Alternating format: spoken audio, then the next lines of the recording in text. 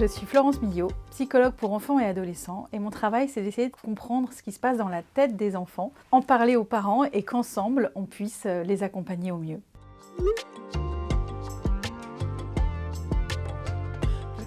On a beaucoup parlé du harcèlement et on a l'impression qu'il y a des signes types qui font qu'on est sûr, à coup sûr, qu'on va pouvoir repérer si son enfant est harcelé ou pas. Dans les faits, c'est tout l'inverse. C'est-à-dire que oui, on peut avoir des signes de changement. Donc par exemple, l'enfant est très irritable, il va claquer les portes, il va nous dire « mais tu comprends jamais rien ».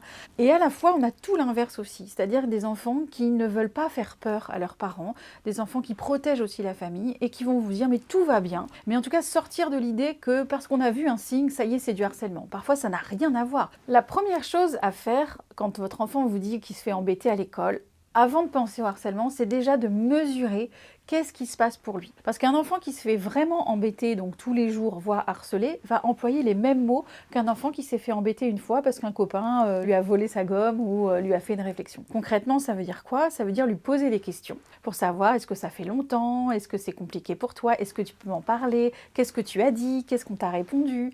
Dans la situation où c'est un petit peu plus compliqué, ce qui est important, c'est que quand l'enfant a des sensations qui sont très fortes parce que justement il s'est fait harceler, donc il a perdu confiance en lui, c'est important, et c'est un petit peu contre-intuitif, mais de couper, de l'emmener autre part, pour qu'il trouve des ressources, qu'il retrouve de l'énergie, et qu'ensuite, une fois qu'il a cette énergie, on replonge entre guillemets dans des émotions qui sont plus fortes, et évidemment faire aussi appel à des professionnels quand on n'y arrive pas, parce que c'est très difficile en tant que parent, quand on est touché, et qu'on est aussi finalement parfois aussi traumatisé que notre enfant, c'est tout à fait naturel de ne pas savoir quoi faire, et c'est aussi important de pouvoir demander de l'aide à une personne que vous saurez de confiance, tout en rappelant aussi que cette situation n'est pas normale. Même si on le sait, pouvoir le rappeler, ça prend une autre ampleur aussi pour que votre enfant puisse sortir progressivement de cette situation.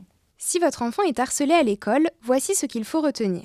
Prenez le temps de lui poser des questions afin de vérifier que les signes qu'il dénonce sont bel et bien liés à du harcèlement. Rappelez-lui que le harcèlement n'est pas normal et que vous allez l'accompagner face à cette situation. En cas de harcèlement vérifié, demandez de l'aide à un professionnel de la santé mentale pour accompagner votre enfant. Et pour aller plus loin, vous pouvez aussi consulter et télécharger la fiche PDF « Que dire et ne pas dire à mon enfant victime de harcèlement » à retrouver dans la rubrique « Ma parenthèse cocoon » sur le site www.cocoon.fr.